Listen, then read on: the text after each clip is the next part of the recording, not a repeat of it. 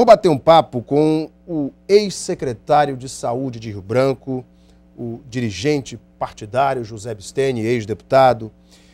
Em virtude desta notícia, o Tribunal Regional Federal da Primeira Região recebeu na semana passada denúncia contra o ex-secretário de Saúde de Rio Branco, José Bisteny, 3 integrantes da Comissão Permanente de Licitação na época e também 2 empresários que foram acusados, esse já foi um tema debatido inclusive na imprensa acreana, de fraude, de uma suposta fraude numa licitação ocorrida em 2001, quando Bisteny era secretário de Saúde de Rio Branco. Segundo a denúncia, os empresários, em conjunto com os servidores públicos da CPL envolvidos, teriam feito o conhecido jogo de cartas marcadas, ajustando previamente os preços para burlar o caráter competitivo da licitação para aquisição de medicamentos para atender às unidades básicas de saúde da SEMSA, da Secretaria Municipal de Saúde.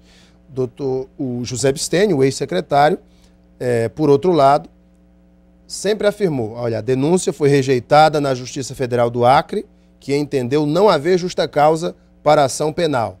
De acordo com o juiz da primeira instância, o fato de as mesmas empresas serem sempre chamadas para seguidas licitações não significa que haja irregularidade. Secretário José Bisteny, ex-deputado, muito boa noite. Tudo bem? Boa noite, Alain. É um prazer sempre renovado estar aqui no teu programa, né? Um programa de audiência. E agradecer a direção aqui da TV por essa oportunidade para a gente poder esclarecer melhor, até porque isso já foi objeto de discussão aqui no estado e aqui, principalmente aqui na capital. E quando se fala em saúde, eu fico muito à vontade, porque até hoje a gente se depara... Foi secretário 2 vezes. Isso, fui secretário estadual de saúde governo Orley. E secretário municipal, num momento, viu, Alain, muito difícil, né? Aquele período foi um momento muito difícil em função da municipalização da atenção básica de saúde. Secretário nenhum queria municipalizar, que era aquele pavor, digamos assim, de tocar o Sistema Único de Saúde. E nós tivemos esse privilégio de municipalizar a atenção básica, colocando inclusive medicamentos. Nós oferecíamos à população 144 itens de medicamento. 144 itens de medicamento. A população ela era assistida, tinha profissionais, médicos, dentistas, enfermeiros, agentes em todos os centros de saúde e também nos módulos de saúde. E eu fazia questão, como gestor, de fiscalizar, em loco.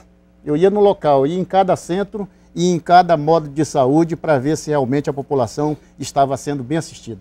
Deputado, em primeira instância, sequer houve ação penal, o senhor foi absolvido juntamente com estes servidores da CPL e os empresários, e, obviamente, que o Ministério Público Federal recorreu dessa decisão e agora está na segunda instância, que é em Brasília, no Tribunal Regional Federal número 1, o TRF1.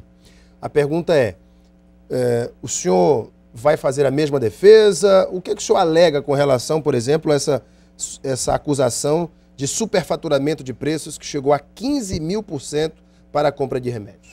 Alain, eu estava fazendo aquela exposição, é evidente que eu ia chegar, né, e colocar com muita clareza para a população. Entendo eu que 15%, se admite 100%, 500%, mas 15.000%, uma autoridade tem que rever aquela decisão. Algo está errado. E, na verdade, teve um equívoco muito grande do perito da Polícia Federal. Eu diria que esse rapaz, ele fez concurso público, ele passou, porém ele não tinha especialidade para mexer com substância ativa de medicamentos.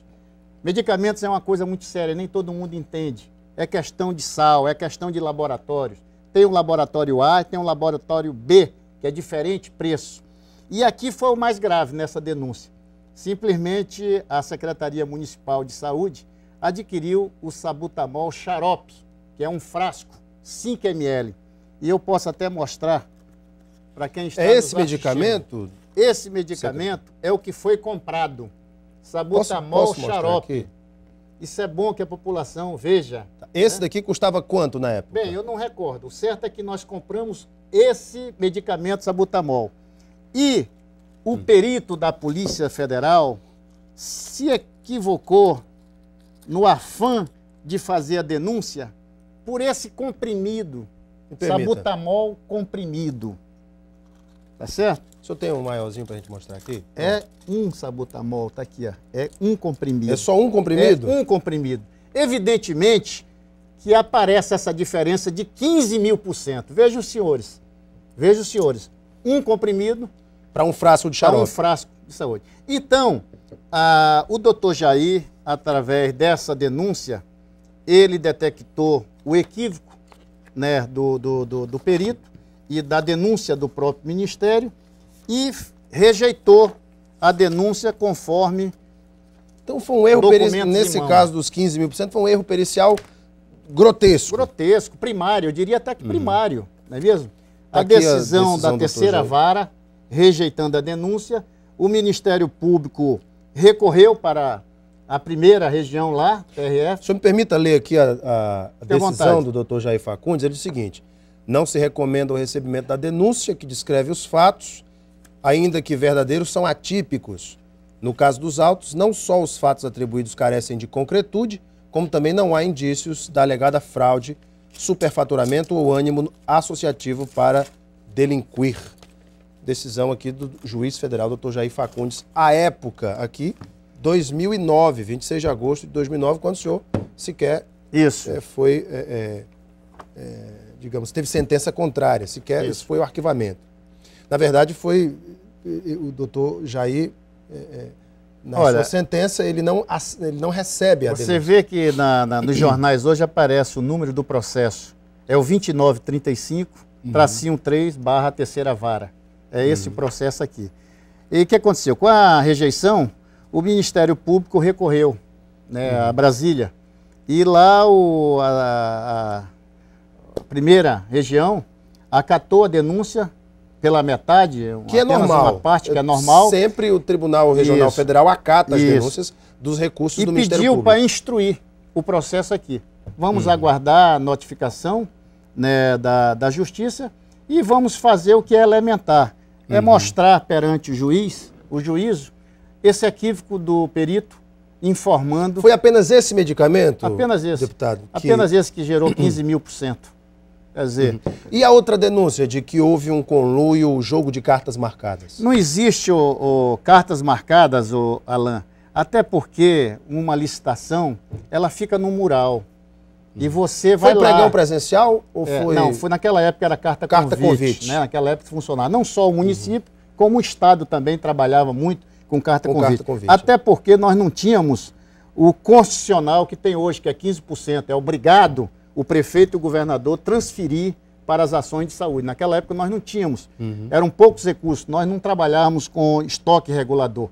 Né? Hoje se trabalha com estoque regulador de 3 meses, 4 meses, 5 meses. Naquela época era carta convite para abastecer. Então o senhor está ciente que será também absolvido na segunda instância? Eu não tenho dúvida, eu acredito na justiça, até porque nós temos elementos suficientes para provar o equívoco dessa informação que o perito levou ao Ministério Público Federal. Mudando aqui um pouquinho de assunto, deputado, e eu vou lhe chamar de deputado, que sempre eu faço essa deferência com os ex-parlamentares. Como é que está a situação do Alisson Bisteni? Vai ser mesmo o vice do Bocalhon? Olha, a questão do PP e do Alisson, foi colocado desde o início o nome do Alisson para compor a chapa. Evidentemente que nós conhecemos os bastidores da política, como se trabalha, e o nome dele foi para a mesa. Esperarmos que o PPS e o DEM, aqueles partidos aliados desde o início, pudessem sentar numa mesa e se discutir. Mas o que aconteceu? O DEM lançou o deputado Jamil Asfuri como candidato a prefeito e o PPS lançou o professor Ayrton Rocha. Temos o maior carinho, o maior respeito, até porque todos eles são um quadro, são excelentes profissionais e, no entanto, o nome do Alisson permaneceu e diria que vem conquistou o PSDB.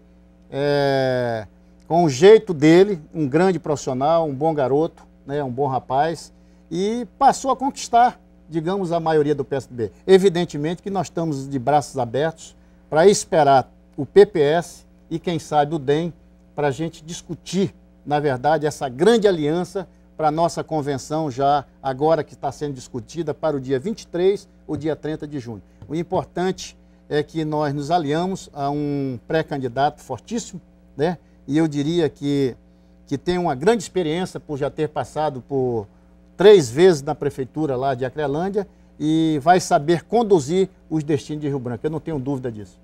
Gente, eu conversei aqui com o ex-secretário de Saúde do município de Rio Branco, o ex-deputado, o ex-secretário de Saúde do Estado, José Bisteni. Deputado, obrigado pela tua vinda, viu?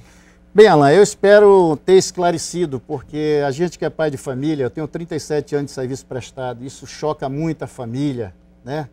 E todos me conhecem, sabem da minha gestão, tanto na estadual como na municipal. Eu nunca recordo aquela compra daqueles medicamentos da Holanda, que inclusive muitos distribuidores aqui do estado ficaram com raiva de mim.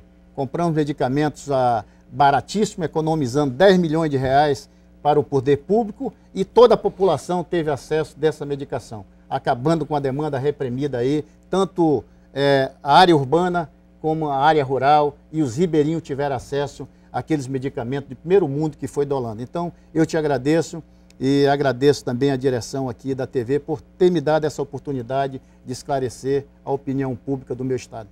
Obrigado, deputado. Daqui a pouco nós voltamos para a sequência do nosso Gazeta Entrevista. Fique conosco. Até já.